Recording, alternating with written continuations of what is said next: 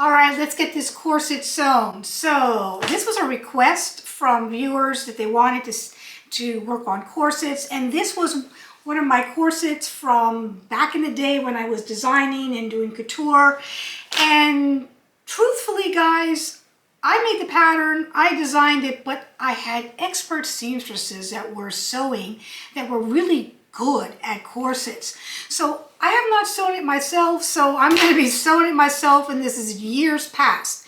If you missed the first video, I actually make the pattern because I couldn't find the paper pattern, so I had to clone my corset and make a new pattern. And now, with the gorgeous silk jacquard and the silk taffeta and the fusible interfacing and the boning and everything, I think we're ready to get this thing sewn. So let's move these away.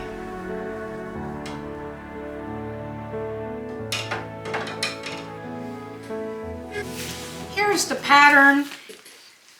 I have cut out already the silk jacquard. This is a beautiful silk jacquard, and it has an array of colors in it as you move it around because it's iridescent. I have videos on that. And I cut out already the pattern pieces in the silk jacquard. I also now have cut in the fusible interfacing. I always use a jersey. I always use the knit tricot fusible interfacing on almost everything I do because it is just enough coverage for what I need. So everything has already been adhered, and we just have 2 more pieces to put the interfacing on. And like I said in my short, that I discovered you're better off adhering the interfacing onto the pieces before putting the notches. Just a note, I am not cutting the lining, which is going to be this gorgeous silk taffeta, out yet, because I want to make sure that my pattern is good. And also note, guys, if the pattern is good and I'm happy with this corset, I will have this pattern available in a PDF form in sizes on my website soon. So this corset has a front closure with these small hooks because I used very, very fine ribbon. Not like you see today. I may keep it that way, I'm not sure. And it has a side zipper for easy access because of the lacing is so difficult. So I forgot to get the separating zipper, but I'm going to start putting this together because I want to see the fit of this and if any adjustments needs to be made to the pattern itself. So notches are no joke. I don't care what kind of a veteran sewer you are.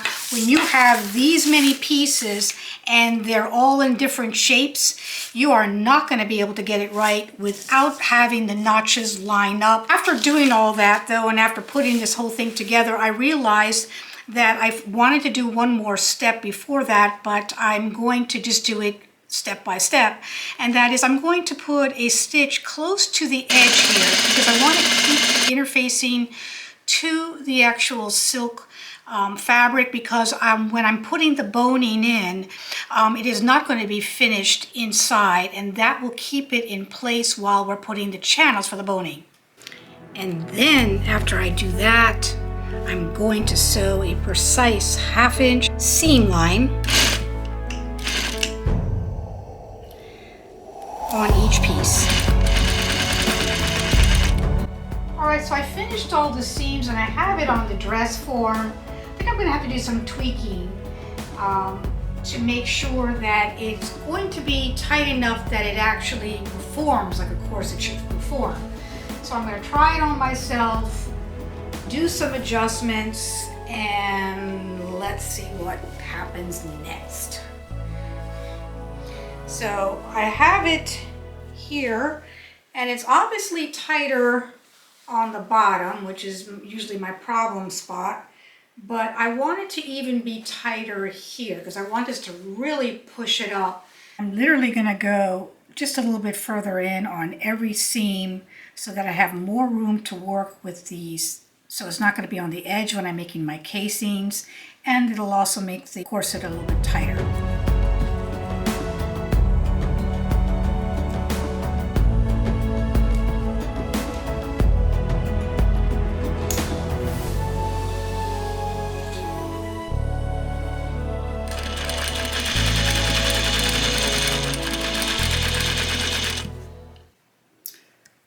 right, so I have all the boning cut in its jackets. I've pressed them to flatten them.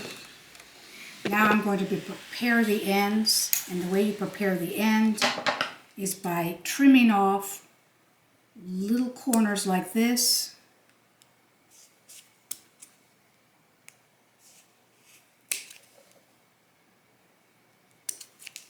So that it can pass through the channels much easier. Take it out of its jacket and just feed it into the little channels that you made. Quick try.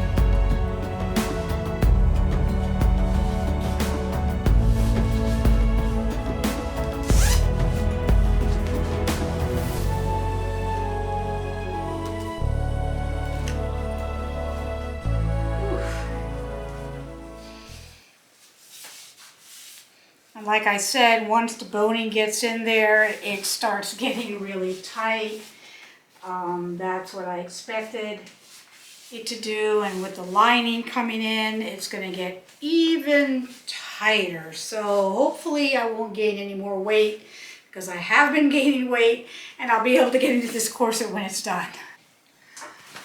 Alright guys, so I got it done. All the boning are in the channels. It was not easy, guys. Getting the right width for these channels was a tasking situation. It can't be too wide, it can't be too narrow, but I got them all in there. I also have a separating zipper, which I'll talk about in a minute, and I put the boning on both sides of the separating zipper. That's why the zipper is exposed and not covered, and there wasn't enough fabric for that, but that's okay. And I cut and tacked down the bottom of this corset as far as the boning to secure it in place, as well as cutting down and tacking all the way up on the top of this corset. And the reason why the separating zipper is there is because my corset is not like a traditional corset with those large grommets and the large wide ribbon. I'm using the hook and eyes, I'm using the metal eyes for my lacing of this corset. So I use these tiny eyes and very, very narrow ribbon.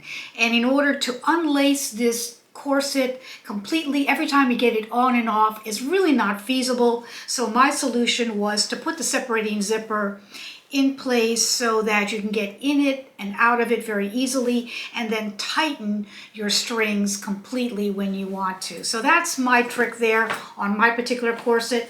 I also have the lining cut in the silk taffeta and it's pinned together.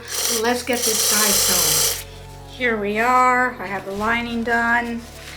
And I just want to make sure, because these were more than 1/2 inch seam allowances, guys, because I took a little bit more to make sure I had enough room for my boning.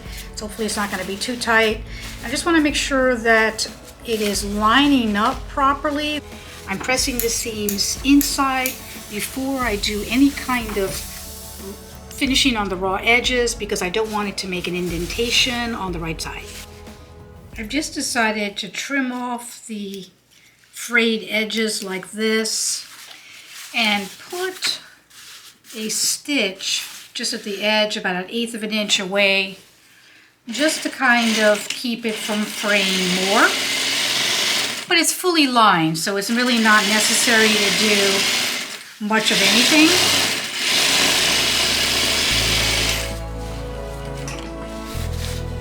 But I think this extra step is useful.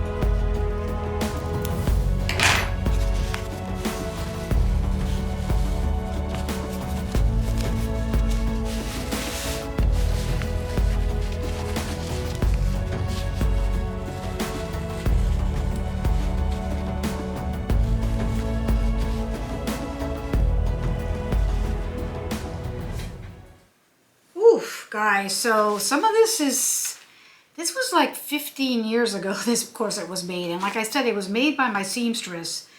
So the ins and outs of the actual construction, she was doing while I was making more patterns and running the business as well. And so I didn't see every little step that she was doing. Plus, I don't remember 15 years later, but it's starting to come back to me. Well, I think I figured it out, but it's going to be very tasking actually sewing because there's metal here that I have to make sure I don't catch. So I'm going to first put this row in and then the channel before I start basting everything else and preparing the final project. Let's not break a needle tonight. Yep, see what I mean? It's already blurred.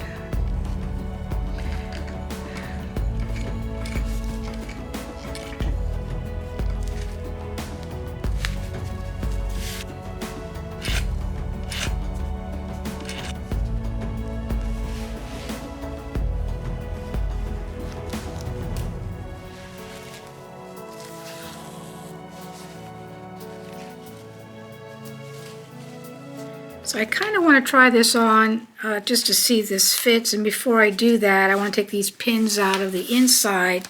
I'm doing a back stitch with a single strand of thread, not a double thread, to hold it down. The reason why I'm doing the back stitch is because I don't want it to roll and get caught in the zipper. I kind of want to push it down and have almost like I'm doing a top stitch there. So I didn't want to go much further without at least trying it on at this point, and we're good. This is not the type of corset where you have a lot of leeway here and it doesn't matter if it doesn't come together. This is a couture dress corset, so it has to come together. So it's almost like you're making a actual garment that has to fit. I was able to squeeze in a whole bunch of bias strips here for finishing this corset, about 1.25 inches wide in the silk taffeta. Now I have to just piece them all together, and that is when you have them on an angle, putting them in the opposite direction. So having that angle with this angle, and then sewing 1/8 inch or 1/4 inch, and so it becomes one long strip. I'm going to continue doing that, and then folding and pressing it in half so we can get this corset finished. After sewing the binding on the edges of the bottom of the corset, I trimmed off the excess so that it's not going to be too wide inside. Then you have to press it flat and then press it under, pushing the edge of your boning and all the material inward before you sew it.